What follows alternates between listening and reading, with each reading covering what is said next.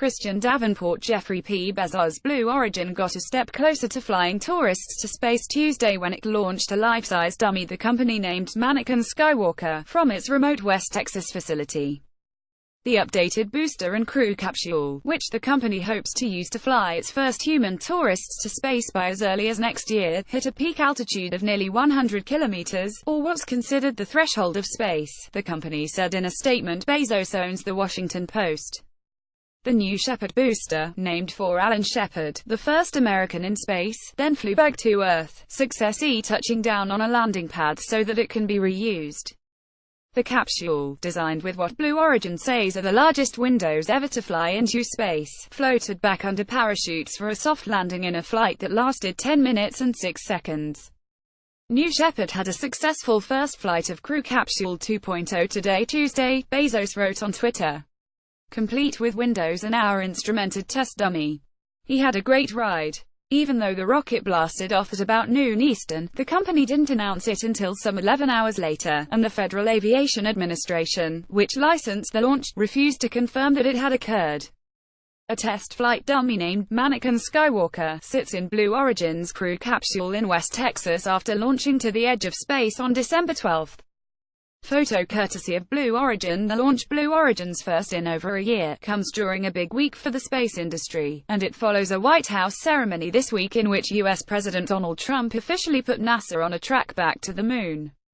On Friday, Elon Musk hopes to pull off yet another improbable feat with the launch of a SpaceX rocket to the International Space Station. Both the booster of the Falcon 9 rocket and the Dragon spacecraft it will be lofting into orbit will have previously flown to space, proving that the era of reusable rocketry has arrived in earnest.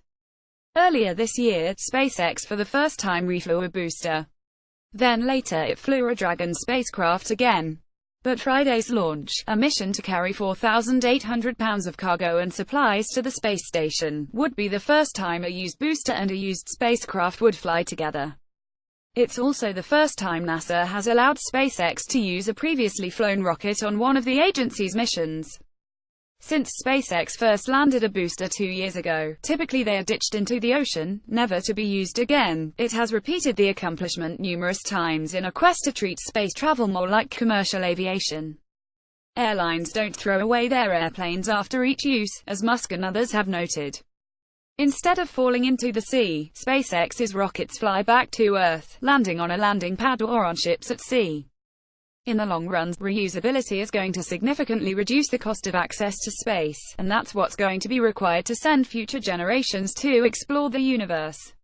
Jessica Jensen, SpaceX's Dragon mission manager, said during a news briefing Monday.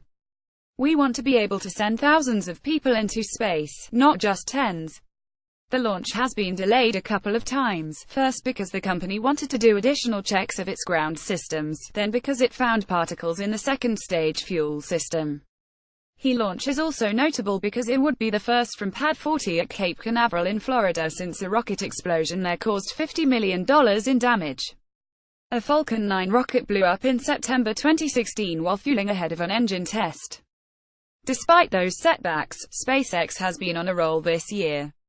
It has launched 16 times successfully, doubling the number of its launches in a single year and tying the greatest annual number by its chief rival, the United Launch Alliance.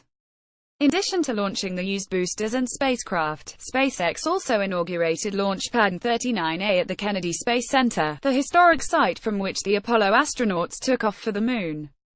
Now the company is looking ahead to 2018, a potentially momentous year, not just for SpaceX but for several companies and NASA.